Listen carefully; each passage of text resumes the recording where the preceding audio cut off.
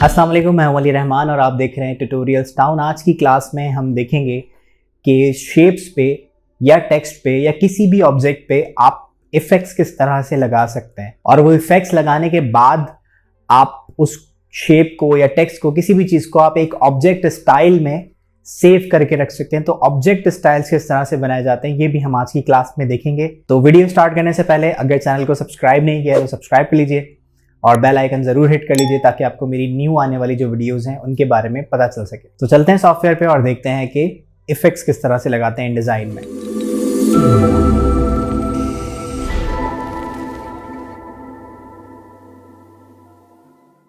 Effects लगाने के लिए हमारे पास सबसे पहले या तो कोई टेक्स्ट होना चाहिए या फिर हमारे पास कोई शेप होनी चाहिए। मैं यहाँ पर एक शेप ड्रॉ कर लेता हूँ विच इज़ एलिप्स। हम एलिप्स पे ही सीख लेते हैं कौन सा इफेक्ट क्या काम करेगा। यहाँ पे बहुत बेसिक्स है इफेक्ट्स हैं जिन्हें आप यूज़ कर सकते हैं अपना जो भी डॉक्यूमेंट है उसको अट्रैक्टिव बनाने के लिए। मैंने यहाँ पर एक सर्किल ड्रॉ किया। इस सर्किल में हमने प्रीवियस सेशंस में देखा कि आप कलर कैसे फिल करते हो। मैं यहाँ पे डबल क्लिक करके कलर यहाँ पर पिक कर लेता हूँ और स्ट्रोक को मुझे बंद करना है। मैं यहाँ पर स्ट्रोक सेलेक्ट करके यहाँ पर अप्लाई नन कर देता हूँ। यहाँ पे स्ट्रोक बंद हो जाएगी एंड देन फिर मैं यहाँ पे कुछ इस सर्किल की कॉपीज ले रहा हूँ। मैं यहाँ पर सिलेक्ट करता हूँ और कॉपी। अच्छा, कॉपी मजीद कॉपीज आपको करनी है तो आप कंट्रोल ऑल्ट और यू प्रेस करोगे, जिससे ये आपसे पूछ लेगा कि आपको जो अभी आपने रिसेंट कॉपी की है वो आप ऑफसेट बता रहा है कि आपने इतना आगे बढ़ा के इसकी कॉपी ली है। और आप यहाँ पर मैं कहता हूँ कि मुझे यहाँ पे प्रीव्यू में चेक लगा देंगे तो आपको नजर आएगा कि यहाँ पर 4 कॉपीज ऐसे हो गई और इनको सिलेक्ट करके वापस से मैं नीचे कॉपी कर लेता हूँ। कंट्रोल ऑल्ट यू अगेन और ओके कर दिया। यहाँ पर मैं जो भी इफेक्ट्स होंगे वो हम लगा के देखेंगे। मैं एक काम और करता हूँ, इनके बैकग्राउंड पे एक पिक्चर लगा लेते हैं। तो पिक्चर लगाने के लिए आप एक फ्रेम बना सकते हैं। यहाँ से मैं फ्रेम बनाता हूँ और फ्रेम बनाने के बाद हम यहाँ पर फ्रेम को मैंने सेलेक्ट किया हुआ है, फाइल में जाएंगे, प्लेस करवा देंगे और मेरे पास बहुत सारी पिक्चर्स डाउनलोड में पड़ी हुई हैं। मैं यहाँ से जाके एक पिक्चर डाउनलोड जो हुई भी है उस पर मैं सेलेक्ट कर लेता हूँ और ओके कर देता हूँ। तो ये पिक्चर मेरे पास आ गई। राइट क्लिक, फिटिंग, और यहाँ से हम फिल फ्रेम प्रोपोर्शनली कर लेते हैं और राइट क्लिक करके हम इसको अरेंज सेंड टू बैक कर देते हैं। हमारे पास इस शेप का, इस पीछे पे जो पिक्चर है इसका मुझे कोई काम नहीं करना है तो मैं राइट क्लिक करके यहाँ से लॉक या कंट्रोल एल से आप इसको लॉक भी कर सकते हो। मैं यहाँ जाता हूँ और मैंने इस शेप को सिलेक्ट किया। इफेक्ट लगाने के लिए आपको पता होना चाहिए आपको बनाना क्या है, फिर आप उस इफेक्ट्स को फिर आप उस शेप को जो भी उसका इफेक्ट है वो बनाने के लिए आप यूज करोगे। मैं राइट क्लिक करता हूँ। इफेक्ट लगाने के बहुत सारे तरीके हैं। आप राइट क्लिक करेंगे शेप सेलेक्ट करने के बाद और यहाँ पे आपको ऑप्शन मिलेगा इफेक्ट्स, और यहाँ पर ये सारे इफेक्ट्स हैं जो आप यहाँ पर इन डिज़ाइन में यूज़ कर सकते हैं। अगेन मैं आपको याद दिलाऊं कि जो इन डिज़ाइन का सॉफ्टवेयर है वो डिज़ाइनिंग का या इलस्ट्रेशन का सॉफ्टवेयर नहीं है, ये एक लेआउटिंग करने के लिए सॉफ्टवेयर बनाया गया है। तो यहाँ पर बहुत बेसिक से इफेक्ट्स आपको मिलेंगे जो आपको ज़रूरी होते हैं किसी भी लेआउट को बनाने के लिए। यानी बहुत बेसिक से फीचर, बहुत बेसिक से इफेक्ट्स यहाँ पर आपको दिए गए हैं। यहाँ से भी आप इफेक्ट लगा सकते हैं, प्लस आप सेलेक्ट करके ऑब्जेक्ट में जाके यहाँ पर भी आपको इफेक्ट्स के वही ऑप्शन मिल जाएगा, और प्लस आप ऑब्जेक्ट को सिलेक्ट करके यहाँ साइड में आप देखेंगे तो इफेक्ट्स मिलेगा और यहाँ से भी आप कोई इफेक्ट लगा सकते हैं। अगर आप इन डिज़ाइन का पुराना वर्जन यूज़ कर रहे हैं तो आप विंडो में जाके कंट्रोल्स तो ऐसे ऊपर आ जाते हैं आपके पास, और शेप को सिलेक्ट करने के बाद यहाँ पर भी आपको इफेक्ट का ऑप्शन नज़र आ जाएगा। बहुत सारे तरीके हैं इफेक्ट लगाने के। राइट क्लिक करता हूँ मैं यहाँ से और मैं इफेक्ट लगाता हूँ, जो मुझे पसंद है तरीका मैं वो यूज़ कर रहा हूँ। मैं इफेक्ट में जाता हूँ और यहाँ पर सबसे पहला इफेक्ट है ट्रांसपेरेंसी का। ट्रांसपेरेंसी क्या करता है कि आपके पास कुछ, अगर आपको कलर्स यूज़ करने होते हैं तो आप बहुत सारे ब्लेंडिंग मोड यूज़ करते हो, तो ब्लेंडिंग मोड्स आपको यहाँ मिल जाते हैं कि आप इस शेप को मल्टीप्लाई करना चाहते हो, स्क्रीन करना चाहते हो, ओवरले करना चाहते हैं, जो भी आप इफेक्ट लगाना चाहते हैं। मैं यहाँ से नॉर्मल कर देता हूँ, या आप इसकी ओपेसिटी को कम ज़्यादा करना चाहते हैं तो आप यहाँ से ट्रांसपेरेंसी जाके इसकी ओपेसिटी को मैनेज कर सकते हैं। ओके कर दिया तो ये एक इफेक्ट हो गया। दूसरा इफेक्ट हमारे पास होता है, राइट क्लिक किया, इफेक्ट्स में जाएंगे और यहाँ पे ड्रॉप शेडो आप यूज कर सकते हो। मैंने यहाँ पे ड्रॉप शेडो लगाया। ड्रॉप शेडो की यहाँ पे बहुत सारी सेटिंग्स अवेलेबल हैं। आप शेडो का ब्लेंडिंग मोड क्या रखना चाहते हैं, हमेशा जो भी शेडोज होते हैं क्योंकि वो डार्कर कलर के होते हैं, तो शेडोज जब भी आप यूज करोगे आपका ब्लेंडिंग मोड होना चाहिए मल्टीप्लाई, और मल्टीप्लाई ही ऐसा एक मोड होता है जो आपके डार्कर कलर्स को रखता है, लाइट वाले कलर्स जाने देता है, गायब कर देता है। आप शेडो का कलर वगैरह चेंज करना चाहते हैं तो यहाँ पे कलर क्लिक करके कलर चेंज कर सकते हैं, वरना नॉर्मली शेडोज ब्लैक कलर के ही होता है। और अगर ब्लैकनेस आपको ज़्यादा लग रही है इसकी, तो आप यहाँ से ओपेसिटी को मैनेज कर सकते हैं। सो मैं यहाँ से 30% कर लेता हूँ तो ओपेसिटी कम हो जाएगी, 50% कर लेता हूँ तो सेट हो जाएगी। उसके बाद डिस्टेंस है कि आपका जो ड्रॉप शेडो होता है वो कितनी दूरी पे बनना चाहिए, कितने डिस्टेंस पे बनना चाहिए, वो डिस्टेंस आप यहाँ से कम या ज़्यादा कर सकते हैं। और एंगल, अभी आपका लाइट का एंगल यहाँ ऊपर से लाइट आ रही है तो नीचे शेडो बन रहा है, आप इसको मूव भी करवा सकते हैं। मैं डिस्टेंस ऐड करता हूँ तो आप देखिए यहाँ से शेडो को घुमा सकते हैं आप। सो मैं इसका शेडो कुछ यहाँ रखता हूँ। फिर उसके बाद एक्स और वाई ऑफसेट कह रहा है आपसे, एक्स एक्सिस पे कितना आगे या कितना पीछे होना चाहिए, और वाई एक्सिस पे कितना ऊपर या कितना नीचे होना चाहिए, वो आप यहाँ से मैनेज कर सकते हैं। तो मैं थोड़ा नीचे करता हूँ, एक्स एक्सिस पे 0 चाहिए मुझे, वाई एक्सिस पे मैं थोड़ा नीचे करना चाहता हूँ। फिर उसके बाद यहाँ पर ब्लेंडिंग हो गई, पोजीशन हो गई। अब यहाँ पे आपका जो शेडो है उसकी मैनेजमेंट आपको करनी है, या उसका साइज क्या होना चाहिए। मुझे अभी बहुत हार्ड शेडो, थिक शेडो लग रहा है तो मैं इसको साइज बढ़ा के ब्लेंड करवा सकता हूँ। और इस तरह आप ब्लेंड करते करते भी अगर आप चाहते थोड़ा दूर तक जाए लेकिन हार्ड रहे, तो आप स्प्रेड से उसको ऐसे बढ़ा भी सकते हो। तो मुझे स्प्रेड नहीं चाहिए, नॉइस से आपकी नॉइस आ जाएगी आपके शेडो में कुछ इस तरह से। तो मल्टीपल, जैसे मैंने बताया कि इफेक्ट आप खुद सोचते हो कि आपको क्या बनाना है, और यही जो इफेक्ट्स हैं ये उसको बनाने में आपकी हेल्प करते हैं। तो मैं यहाँ से बस ऐसा ही शेडो बनाना चाहता था, मैंने ओके किया। मैं अगर यहाँ से कलर चेंज करता हूँ शेप का तो उसके शेडो पे कोई फर्क नहीं पड़ेगा, तो मैं ये कलर कर लेता हूँ। मैं सारी शेप्स में यही कलर कर लेता हूँ। सबको मैंने सेलेक्ट किया और यहाँ से फिल पे क्लिक करके मैं ये वाला ब्लू अप्लाई कर। थर्ड हमारे पास एक और इफेक्ट है, यहाँ से इफेक्ट्स में जाएंगे और है इनर शेडो। इनर शेडो पे आप जाएंगे तो अच्छा, शेडो दिखाने के लिए ना जो बैकग्राउंड का कलर है वो हमेशा लाइट होना चाहिए, तो ही आपका डार्कर शेडो नजर आएगा। मतलब अगर इस शेप का कलर सपोज मैं कर देता बहुत डार्क, लाइक ब्लैक कलर, तो अब अगर मैं इस पे शेडो लगाऊंगा भी तो नजर नहीं आएगा। सेम इसी तरह से देखें, इनर शेडो में लगाया, इसमें लगा हुआ है लेकिन आपको नजर नहीं आ रहा। और अगर इसी तरह से इस केस में अगर जो बैकग्राउंड होता वो ब्लैक होता तो यहाँ पर आपको ये वाला शेडो भी नहीं नजर आ रहा होता। तो ये आपको थोड़ा ख्याल रखना पड़ेगा कि शेडो के लिए कैसा बैकग्राउंड लेना है और ग्लोस के लिए कैसा बैकग्राउंड लेना है। तो अभी हम शेडो देख रहे हैं, तो इनर शेडो आता हूँ। इनर शेडो में भी वही सेटिंग्स आपको यहाँ मिलेंगी कि ब्लेंडिंग मोड क्या होना चाहिए, ओपेसिटी क्या होनी चाहिए, पोजीशन, डिस्टेंस, और ये जो ऑप्शंस हैं ये आपको साइज बढ़ाना है, कम करना है, वही ब्लेंडिंग और ब्लर वाले ऑप्शंस वो आपको यहाँ मिल जाएंगे। तो ये इफेक्ट है इनर शेडो का। सेम इसी तरह से हमारे पास एक और इफेक्ट है विच इज इफेक्ट्स, और यहाँ पे दिया हुआ है आउटर ग्लो। आउटर ग्लो, जैसे मैंने आपको बताया, ग्लो के लिए आपको ना डार्क कलर चाहिए। अब देखिए यहाँ नजर आ रहा है मुझे क्योंकि बैकग्राउंड थोड़ा सा डार्क है। अगर आपको नहीं नजर आ रहा तो हम डार्क पे ले लेते हैं, मसला नहीं है। तो सिलेक्ट किया, इसका जो बैकग्राउंड है देखें वो डार्क है, तो यहाँ पे आपको ग्लो नजर आएगा साफ। तो इफेक्ट में जाते हैं, यहाँ से आउटर ग्लो पे मैं जाता हूँ, तो यहाँ पे देखिए थोड़ा थोड़ा ग्लो नजर आ रहा है। अच्छा, यहाँ पे एक और बात समझ लें, अगर आपको ये इफेक्ट मैं यहाँ से चेंज कर रहा हूँ मुझे नजर आ रहा है, अगर आपको नहीं नजर आ रहा है तो यहाँ से प्रीव्यू पे चेक नहीं लगा होगा, आप चेक लगा दोगे तो आपको यहाँ पर नजर आ जाएगा जो भी आप इफेक्ट लगा रहे हो। तो यहाँ पे आपका ब्लेंडिंग मोड स्क्रीन दिया हुआ है क्योंकि अब यहाँ पे लाइट कलर हमें दिखाने, ग्लो जो होते हैं वो शाइन करने के लिए होता है, यानी उसमें लाइट नजर आती है और शेडोज में अंधेरा नजर आता है, शेडोज नजर आते हैं। तो इसलिए हमेशा जब भी आप शेडो बनाते हो तो उसका ब्लेंडिंग मोड आप मल्टीप्लाई रखते हो, और जब भी आप ग्लो बनाते हो उसका ब्लेंडिंग मोड आप स्क्रीन रखते हो।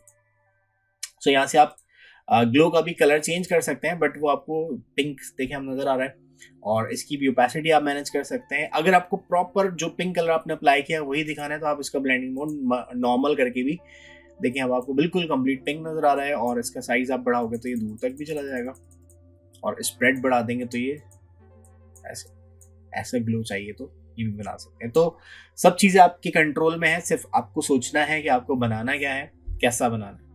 मैं ओके कर देता हूँ यहाँ से, और देन फिर हम इसको सिलेक्ट करते हैं। एक और शेप यहाँ से दिखाने के लिए एक और इफेक्ट हम लगाते हैं। इफेक्ट्स में मैं जाता हूँ और यहाँ पर ऑप्शन है इनर ग्लो का। सो उसमें आउटर ग्लो था, बाहर बन रहा था, इसमें अंदर बनेगा। अंदर बनाने के लिए मैंने यहाँ से ग्लो का कलर चूज कर लिया येलो, ओके किया, नॉर्मल करते हैं तो प्रॉपर येलो कलर नजर आएगा। और इसको भी आप साइज ऐड करवा सकते हैं। यहाँ से आप सोर्स बता सकते हैं, एजेस से चाहिए या सेंटर से चाहिए आपको इनर ग्लो, या आप अगर थोड़ा हार्ड करना चाहते हैं इसका लुक तो चोक भी कर सकते हैं ऐसे। ये यहाँ पे ऐसे खराब इसलिए हो रहा है क्योंकि इसका ग्लो आ रहा है इसके ऊपर, इस शेप के ऊपर, तो मैं चोक नहीं करना चाहता, मैं इसको एजेस से बनाना चाहता हूँ। और ओके, राइट क्लिक किया और अरेंज ब्रिंग टू फ्रंट कर लिया। तो अब इसका शेडो देखिए बिल्कुल सही बन रहा है क्योंकि उसका ग्लो इस पे नहीं आ रहा, तो इसका ग्लो सही बन रहा है। नेक्स्ट हमारे पास इफेक्ट है, मैं सिलेक्ट करता हूँ इफेक्ट, और यहाँ पर हमारे पास एक और इफेक्ट है बेवल एंड एम्बोज। ये बहुत काम का इफेक्ट होता है अपने ऑब्जेक्ट को, अपने शेप को या अपने टेक्स्ट को प्रॉपर एक अलग 3D लुक देने के लिए आप यहाँ पे बेवल एंड एम्बोज यूज कर सकते हो। तो मैं बेवल एंड एम्बोज पे जाता हूँ और यहाँ पर ये बेवल और एम्बोज हुआ है।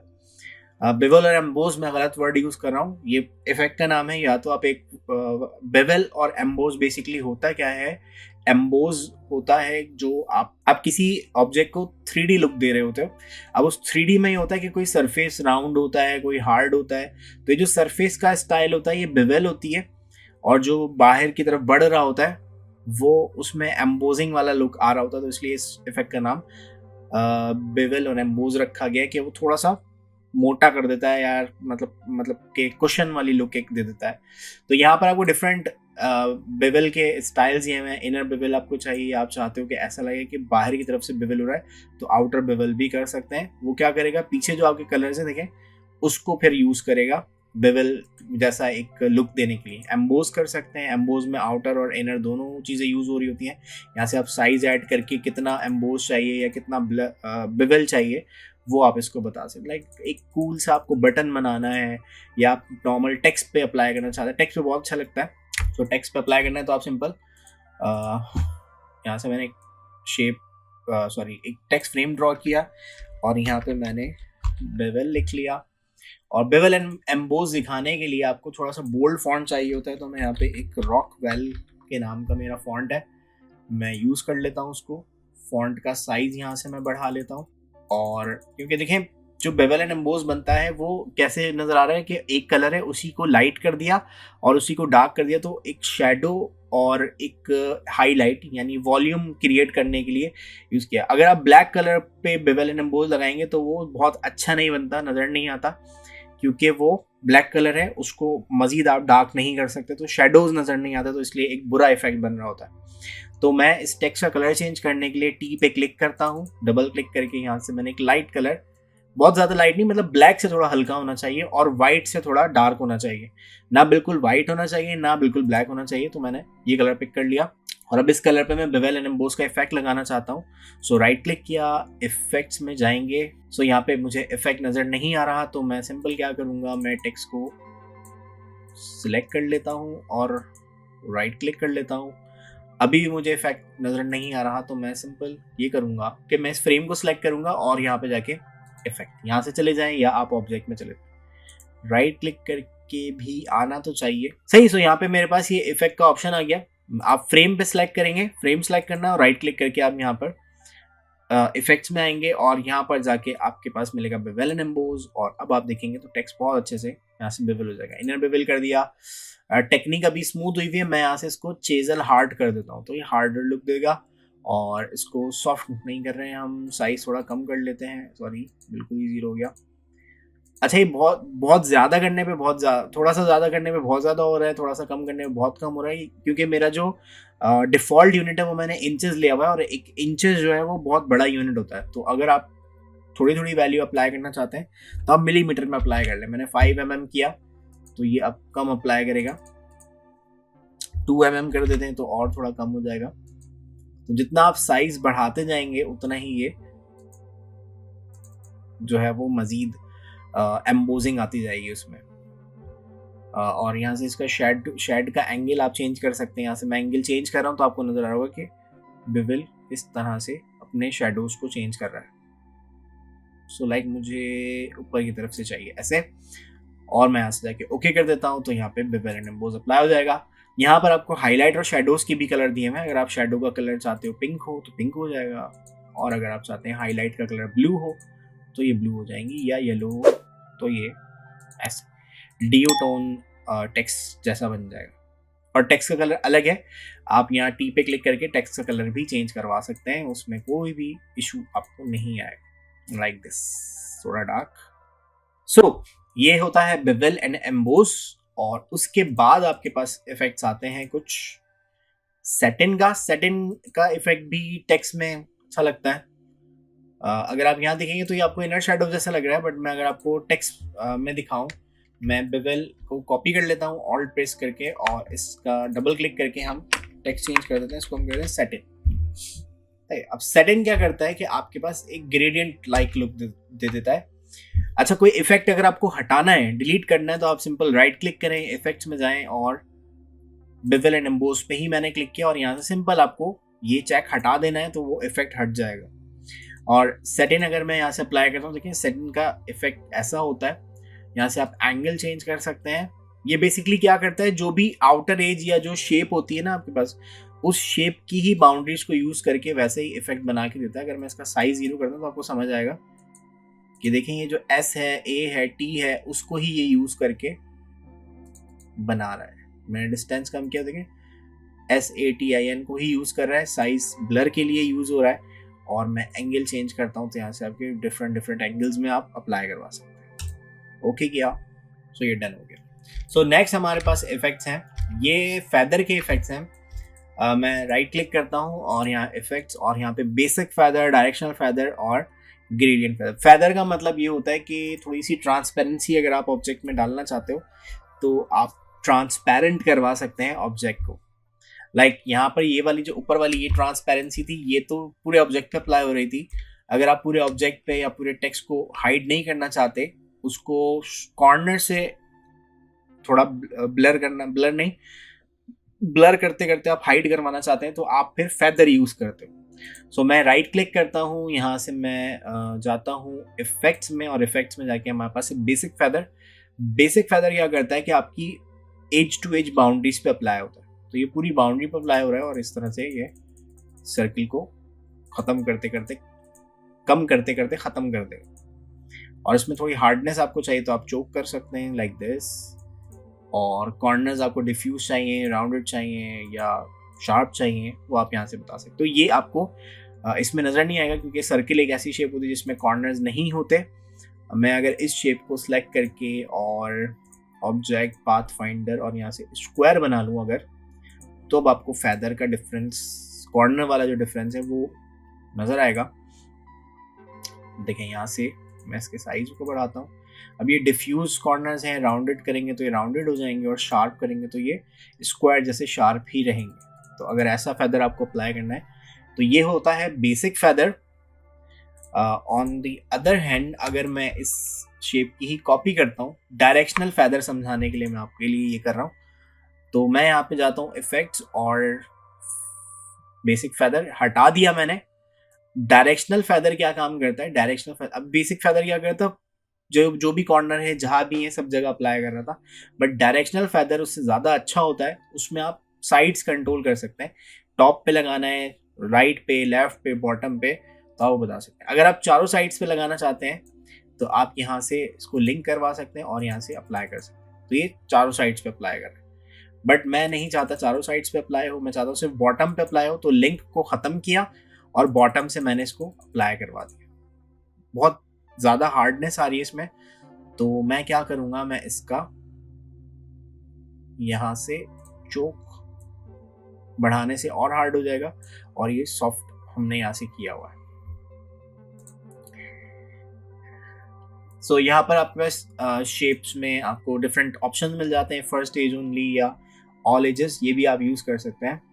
और एंगल आपको क्या चाहिए, तो आप यहाँ से एंगल भी डिफाइन कर सकते हैं, लेकिन इसको आप 0 ही रखें तो ही आपका मकसद सही रहेगा, जिस काम के लिए आप जिस डायरेक्शन में लगाना चाह रहे हैं। अच्छा, ये शेप जो है वो मैं आपको समझाना चाहता हूँ। ये क्या करता है, मैं ओके करता हूँ यहाँ पर, क्योंकि अभी स्क्वायर है तो इसमें आपको ये बात नहीं समझ में आएगी।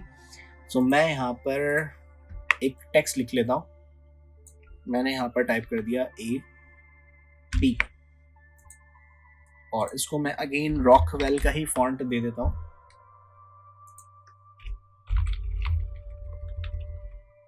और इसमें हम फेदर अप्लाई करना चाहते हैं। डबल क्लिक किया मैंने, तो डायरेक्शनल फेदर में वो जो शेप वाला फीचर था वो क्या करता है, मैं राइट क्लिक करता हूँ इफेक्ट्स, और यहाँ से हम डायरेक्शनल फेदर पे जाते हैं। डायरेक्शनल फेदर देखें यहाँ पर मैं बॉटम से ही अप्लाई करना चाहता हूँ, तो देखिए बॉटम से अप्लाई किया, तो अभी क्या हो रहा है कि ए के बॉटम से नहीं अप्लाई कर रहा है, ए का ये वाली साइड भी मिल रही है तो ये अप्लाई कर रहा है, क्योंकि यहाँ पे आपने दिया हुआ है लीडिंग एजेस। सही है, सो मैं लीडिंग एजेस को चेंज करता हूँ, यहाँ पे मैं कहता हूँ कि फर्स्ट एज ओनली। तो जो भी फर्स्ट एज आएगी ना, ये वाली या ये वाली, उसमें क्या कर रहा था, लीडिंग एजेस इसको भी कंसीडर कर रहा था। तो यहाँ पे जो भी फर्स्ट एज आ रही है उसको सिर्फ यूज कर रहा है, और बॉटम साइड पे ये आपको फेदर करके दे रहा है। सही, और इसी तरह अगर आप ऑल एजेस करेंगे तो ये इस बी के अंदर वाली साइड, इसकी भी जो फर्स्ट एज होगी, ये वाली बॉटम है आई थिंक, तो इसको भी वो फेदर कर देगा। यहाँ से आप कहते हो ऑल एजेस, तो देखें ये वाली साइड की बॉटम कर दी, इसकी भी बॉटम कर दी, इसकी बॉटम, तो ये इस तरह से आपका यूज़ करने के लिए ऑप्शन होता है। तो लीडिंग एजेस करेंगे। सही, बेस्ट ऑप्शन अगर आप टेक्स्ट में यूज़ करें तो फर्स्ट एज ओनली करेंगे, ताकि आपका जो टेक्स्ट है वो कुछ ऐसे नजर आए। तो ऐसे अगर आप ब्लर करना चाहते हैं, फेदर करना चाहते हैं, तो आप ये यूज़ कर सकते हैं। मैं डबल क्लिक करता हूँ, आप टेक्स्ट को मैनेज कर सकते हैं। जैसे मैं यहाँ पे कर देता हूँ, लिख देता हूँ रोटेशन, और फॉन्ट आगे तक बढ़ा दें उसका गैप, तो ऐसे ये हमेशा ट्रांसपेरेंट ही रहेगा जब तक ये इफेक्ट इसमें लगा हुआ है। सो यहाँ पे लास्ट इफेक्ट हमें देखने के लिए मिलता है ग्रेडियंट फेदर। अगर आप किसी ग्रेडियंट की फॉर्म में फेदर अप्लाई करना चाहते हैं, तो ब्लैक का मतलब है कि वो चीज़ आपको नजर आएगी, और वाइट का मतलब है कि वो चीज़ हाइड हो जाएगी। तो इस ब्लैक और वाइट को कंट्रोल कर सकते हैं आप। वाइट का मतलब कंप्लीटली हाइड, मैं इसको आगे बढ़ाता हूँ, देखें यहाँ से बिल्कुल हाइड हो गया। अगर आप वाइट की ओपेसिटी थोड़ी सी बढ़ा देंगे तो ये ग्रे होता जाएगा, और वो चीज़ आपको यहाँ नजर आती रहेगी। ये बेसिकली इसलिए आपको दिया हुआ है कि कहीं पे आप कम, कहीं पे ज़्यादा रखना चाहते हैं। तो मैं जैसे वाइट को यहाँ बढ़ा देता हूँ, और यहाँ एक और स्टॉप ऐड किया, और यहाँ पे मैं वापस से चाहता हूँ 100% हो जाए या थोड़ा कम हो जाए। तो कम ज़्यादा करने के लिए ये काम आपका डायरेक्शनल फेदर या बेसिक फेदर नहीं कर सकता, इसीलिए आपको यहाँ पे ग्रेडियंट फेदर दिया गया है। यहाँ से आप इसको मैं बिल्कुल ख़त्म करना चाहता हूँ, लीनियर में या रेडियल में आप कैसे अप्लाई करना चाहते हैं। अब ये चीज़ें आपको डायरेक्शनल फेदर या जो भी दूसरा वाला था बेसिक फेदर, वो नहीं बना के दे सकते थे। तो ऐसा कुछ आपको करना है, ऐसा कुछ शेप बनानी है बैकग्राउंड के लिए या टेक्स्ट पे अप्लाई करना है, तो वो आप यहाँ से भी करवा सकते हैं। सो मे बी कुछ काम एक ही फेदर से भी हो सकते हैं, कुछ काम तीनों फेदर, अच्छा तीनों फेदर भी आप एक साथ अप्लाई कर सकते हैं। ऐसा नहीं है कि आपने एक फेदर लगाया है तो दूसरा नहीं लगा सकते, आप तीनों फेदर भी एक साथ यूज़ कर सकते हैं। सो ये हमारे पास टोटल इन डिज़ाइन के इफ़ेक्ट्स हैं, बेसिक इफ़ेक्ट्स हैं, जिनको यूज़ करते हुए आप अपना जो भी डॉक्यूमेंट है उसको थोड़ा अट्रैक्टिव बना सकते हैं। फ्यूचर सेशंस में, आगे की क्लासेस में जो है वो हम जो चीज़ें बना रहे होंगे उसमें हम ये सब चीज़ें यूज़ भी करेंगे ज़रूरत पड़ने पे। तो इसके आगे हमारी वीडियो का जो नेक्स्ट पार्ट है, वीडियो थोड़ी लंबी हो गई है, बट जो नेक्स्ट पार्ट है वो बहुत छोटा सा ही, मैं आपको समझा देता हूँ, मतलब छोटा सा ही काम है। तो नेक्स्ट पार्ट हमारी वीडियो का ये है कि आपने ये इफेक्ट्स बना के सेव कर लिए ना, आप बार बार हर जगह पर, जैसे मैंने इस वाले ऑप्शन में 2 इफेक्ट्स लगाए, नहीं एक ही लगाया, मैं 2 कर लेता हूँ उसको। तो इसमें अभी मेरे पास इस टेक्स्ट में मेरे पास देखें तो बेवेल एंड एम्बोज लगा हुआ है, मैं इसमें शेडो भी लगाना चाहता हूँ, तो राइट क्लिक करके, तो मैं एक ही वक्त में अगर 3-4 ऑप्शन यूज़ कर रहा हूँ, 3-4 इफेक्ट्स मैंने लगा दिए, और मुझे लगता है वो दोबारा बनाने में बहुत टाइम मेरा लग रहा है, तो उसके लिए मैं क्या करूँगा, मैं इनके स्टाइल्स बना के सेव कर लूँगा। ये हमारी वीडियो का सेकेंड पार्ट है। तो स्टाइल्स बनाने के लिए, किसी भी ऑब्जेक्ट के आप स्टाइल बनाना चाहते हैं, तो हमारे पास, जैसे हमने प्रीवियस सेशंस में टेक्स्ट स्टाइल्स पढ़े थे जिसमें कैरेक्टर स्टाइल्स और पैराग्राफ स्टाइल्स थे, तो इसी तरह शेप्स के लिए भी हमारे पास यहाँ पे स्टाइल्स मौजूद हैं जिनको हम कहते हैं ऑब्जेक्ट स्टाइल्स। तो ऑब्जेक्ट स्टाइल्स आप कैसे बनाते हो, मैं यहाँ पे ओके कर देता हूँ। मैंने 2 इफेक्ट्स आपको दिखाने के लिए अप्लाई किए, मैं 3 भी अप्लाई कर सकता हूँ।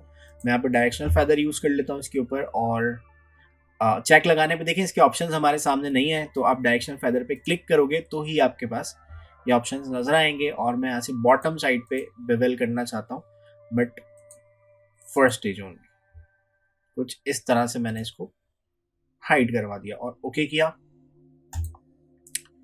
तो यहाँ पे एक इफेक्ट बन गया। अब मैं इस इफेक्ट को सेव करके रखना चाहता हूँ कि इन फ्यूचर में जब भी कोई हेडिंग लगाऊंगा वो इस स्टाइल में ही आनी चाहिए। तो मैं सिंपल क्या करता हूँ, मैं यहाँ पे इसको सिलेक्ट करूंगा, विंडो में जाऊंगा और यहाँ पर हमारे पास स्टाइल्स का ऑप्शन मौजूद है। स्टाइल्स में आप यहाँ से सेलेक्ट कर लोगे ऑब्जेक्ट स्टाइल, कंट्रोल F7 इसकी शॉर्टकट की होती है। मैंने क्लिक किया और यहाँ पे कुछ बेसिक स्टाइल्स बने हुए हैं जो हमने नहीं बनाए, जो आपको InDesign ने बाय डिफॉल्ट दिए हुए हैं। तो आप उस फ्रेम को सिलेक्ट करोगे एंड देन आप यहाँ से जाके इस न्यू के बटन पे क्लिक कर दोगे और मैं इसका नाम रख देता हूँ बेवल टेक्स्ट। तो ये आपका टेक्स्ट स्टाइल सेव हो गया और देन मैं यहाँ से, सॉरी टेक्स्ट स्टाइल नहीं है ये ऑब्जेक्ट स्टाइल है। अब मैं यहाँ से जाके एक फ्रेम बनाता हूँ और इसमें मैं कोई टेक्स्ट टाइप करता हूँ। मैंने यहाँ पे लिख दिया टेक्स्ट फॉर टेस्ट। ओके, ये मैंने स्टाइल सेव कर दिया। अच्छा, ये क्योंकि टेक्स्ट स्टाइल नहीं है, ये सिर्फ आपका ऑब्जेक्ट स्टाइल है, तो ये बात याद रखिएगा कि यहाँ पर अगर आपने कोई और फॉन्ट दिया हुआ, लाइक मैं यहाँ पे कोई और फॉन्ट दे देता हूँ ऐसे, तो ये फॉन्ट नहीं देख रहा, ये उसके ऊपर जो लगे हुए इफेक्ट्स हैं, कलर कौन सा है या कलर भी जो है वो शायद सेव नहीं होगा उसमें, क्योंकि ये ऑब्जेक्ट स्टाइल है, टेक्स्ट का कलर वो पिक नहीं कर रहा है। तो यहाँ पर जो ऑब्जेक्ट का कलर है, ऑब्जेक्ट के जो ऊपर जो हमने इफेक्ट लगाए हुए, इसे उसको पढ़ता है। तो मैं यहाँ से जाके इसका फॉन्ट साइज बढ़ा देता हूँ। इवन ये फॉन्ट साइज भी नहीं रीड करेगा क्योंकि ये ऑब्जेक्ट का स्टाइल है। तो इसका इफेक्ट मैंने बनाया था, मैं इसके ऊपर लगाता हूँ। तो सिलेक्ट करके मैं सिंपल बेवल टेक्स्ट क्लिक करूंगा तो ये इफेक्ट इसके ऊपर आप देख रहे होंगे कि यहाँ पे ये बेवल भी हो चुका है। अगर मैं इसको जूम करके दिखाऊं, देखें बेवल एंड एम्बोस भी अप्लाई हुआ है, फेदर भी हो रहा है और शेडो भी आ गया। टेक्स्ट का कलर वो पिक नहीं करेगा क्योंकि टेक्स्ट इफेक्ट नहीं है, ये टेक्स्ट स्टाइल नहीं है, और ना उसका फॉन्ट पिक करेगा। तो अगर आपको वो भी चीज़ चाहिए तो आपको फिर जो पैराग्राफ स्टाइल है वो भी बना के रखना होगा और ये बना के रखना होगा। तो लाइक मैं एक और चीज़ आपको दिखा देता हूँ। देखें, जैसे ये मैंने शेडो बनाया ना, इसको मैं सिलेक्ट करता हूँ और यहाँ से ऑब्जेक्ट स्टाइल सेव कर लिया, डबल क्लिक करके इसका नाम मैंने रख दिया इन शेड 1, यानी ये इनर शेडो है। अब मैं कोई और शेप क्रिएट करता हूँ। सपोज मैं यहाँ पर लाके पेन टूल से कोई शेप क्रिएट करता हूँ। पेन टूल से मैंने यहाँ पर एक शेप ड्रॉ कर ली, ओके।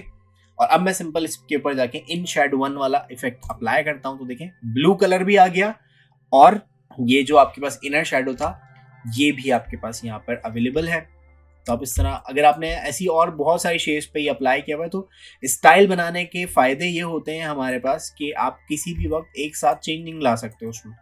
लाइक ये मैंने कॉपी ली हुई है, अगर कॉपी नहीं भी ली हुई है आपने कोई अलग शेप्स यहाँ पे बनाई हुई है, सर्किल पे आपने इनर शेडो अप्लाई किया हुआ है या आपने यहाँ से जाके पॉलीगन्स बनाए हुए हैं उसके ऊपर आपने ये अप्लाई किया हुआ, तो इनर ये जो ऑब्जेक्ट स्टाइल्स हैं ये बनाने का फ़ायदा हमारे पास ये होता है कि हम इस पर डबल क्लिक करके इन स्टाइल्स को एडजस्ट कर सकते हैं। लाइक मैं फिल पे जाता हूँ तो ये फिल की सारी कमांड दे रहा है। अब देखें मैंने इन चारों शेप्स पे ये एक स्टाइल अप्लाई किया हुआ, तो मैं कहता हूँ, कोई मुझसे कहता है कि भाई ये सारे जो ब्लू वाले शेप्स हैं इनको पिंक कर दो, मैं सिंपल पिंक को सिलेक्ट करके यहाँ से प्रीव्यू चेक करता हूँ। तो देखें जिन जिन पे वो इफेक्ट अप्लाई हुआ तो पिंक हो गए या येलो हो गए। तो इस तरह से आप हर एक चीज़ को मैनेज कर सकते हैं। अब जैसे स्ट्रोक मैंने नहीं लगाई थी तो मैं स्ट्रोक कलर पे जाता हूँ और मैंने कहा पिंक स्ट्रोक होनी चाहिए, तो सब पे आप देख रहे होंगे पिंक कलर की स्ट्रोक आ गई होगी।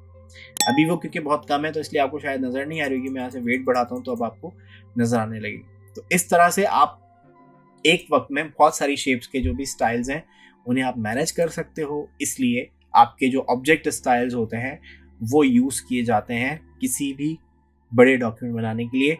InDesign पे आप जो भी काम कर रहे हो आपको माइंड में हमेशा यही रखना है कि जो भी चीज़ मैं यहाँ बनाऊँगा वो बहुत सारे पेजेस के लिए अप्लाई करनी पड़ेगी, और जब भी चेंजिंग आएगी, कोई रिवीजन आएगी तो वो बहुत सारे पेजेस में हो सकती है। तो आपको अपना माइंड सेट लेकर चलना है कि कोई भी चेंजिंग होगी वो मल्टीपल ऑब्जेक्ट्स पर भी हो सकती है। तो इसलिए स्टाइल्स बनाना बहुत ज़्यादा ज़रूरी है ताकि आप इन फ्यूचर कोई भी चेंजेस कर सको। तो ये थी आज की क्लास। अब आपको पसंद आई होगी, समझ में आई होगी। अगर समझ में आई, वीडियो को लाइक कर लीजिए और चैनल को सब्सक्राइब कर लीजिए। मिलते हैं नेक्स्ट क्लास में, तब तक के लिए अल्लाह हाफिज़।